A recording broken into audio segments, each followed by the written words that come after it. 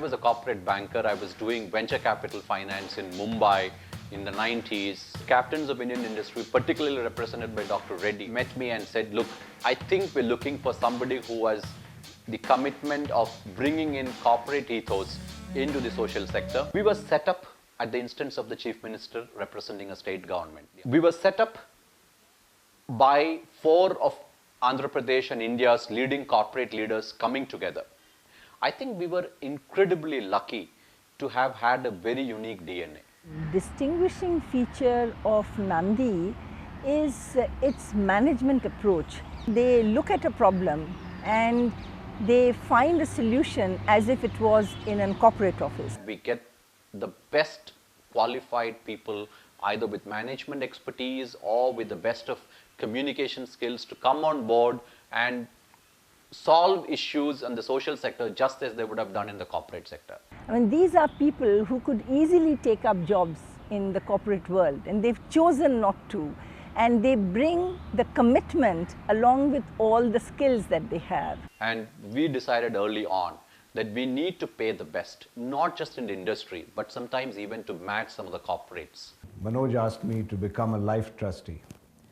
And frankly, passions like these require a lifetime commitment. Being fully aware that Nandi was as professionally run as any other corporate enterprise, I readily agreed to his request.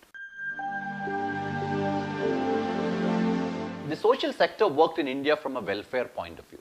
It was always charity, it was always distribution of something like disaster management or giving something, or it was predominantly in the realm of advocacy. It was in the realm of activism.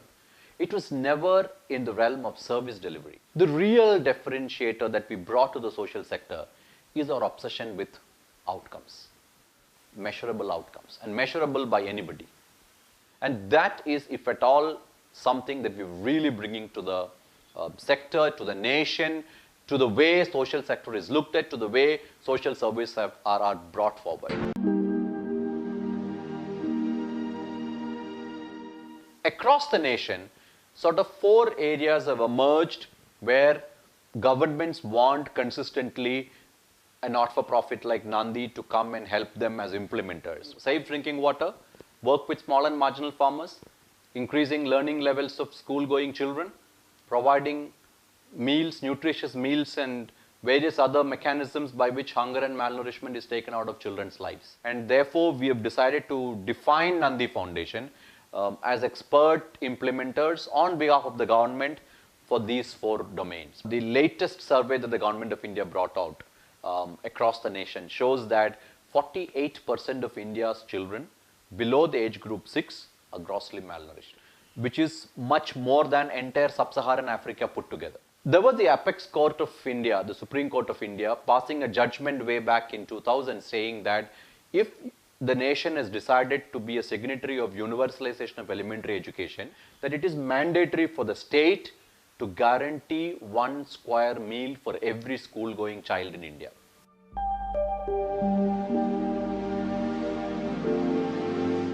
We took the midday meal scheme. We felt that if we have a centralized kitchen cooking 150,000 meals, we can concentrate on the quality and set up procedures and foolproof procedure so that the product finally is a good product. A huge kitchen which will be state-of-the-art, which will be like a pharmaceutical company, which will be foolproof, which will be technology-driven, which will use steam for cooking, which will ensure there is no contamination, and maybe then get 50, 60, 100 small road transport operators, micro-entrepreneurs, and tell them that this is your job. Go and deliver this every day to so many schools. Create a fixed route.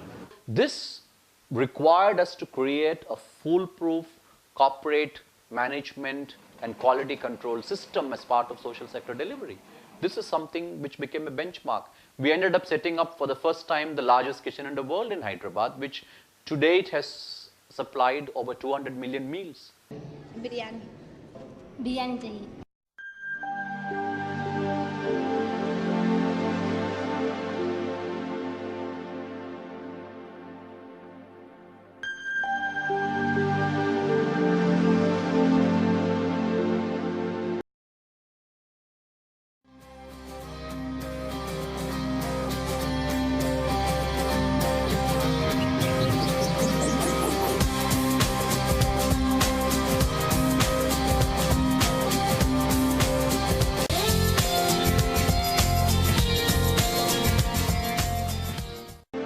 started talking to farmers, we started talking to people, and eventually grouped farmers together and created cooperatives which worked on a couple of collective crops, be it coffee, black pepper, and fruits, got them niche markets, gave them end-to-end solution right from natural resource management to production to marketing, including finances and other linkages, and made them work like a cluster. We find that we're working with individually 100,000 small and marginal farmers.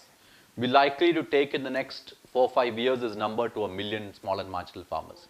This has been an interesting program which resulted in not just livelihoods but also often ecologically sustainable solutions which resulted in protecting environment. Sometimes they are on eco-fragile areas, so we end up creating ecosystems that were defunct and which were degraded out of sheer survival needs.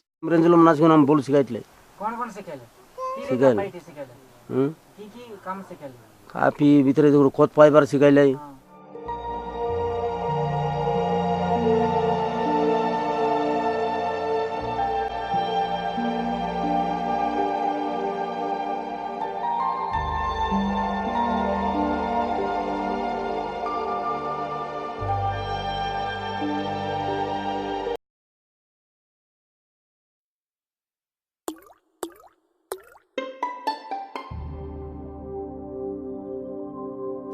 Bad drinking water is referred to as a water problem, but actually it's not a water problem, it's an everything problem, because bad drinking water affects everything.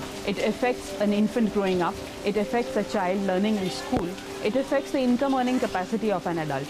In India today, 42% of our children are malnourished, and we can safely assume that almost half of these children are malnourished because they suffered from diarrhea when they were young. And we all know that diarrhea is caused by bad drinking water.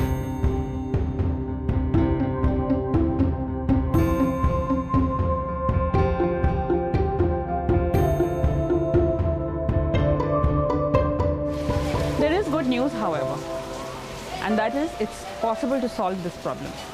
We have done that in village after village. We have set up small community-based water treatment plants. We have used reverse osmosis technology here to make sure that all the excess minerals, the pesticides and the chemicals have been removed from the water before people drink it.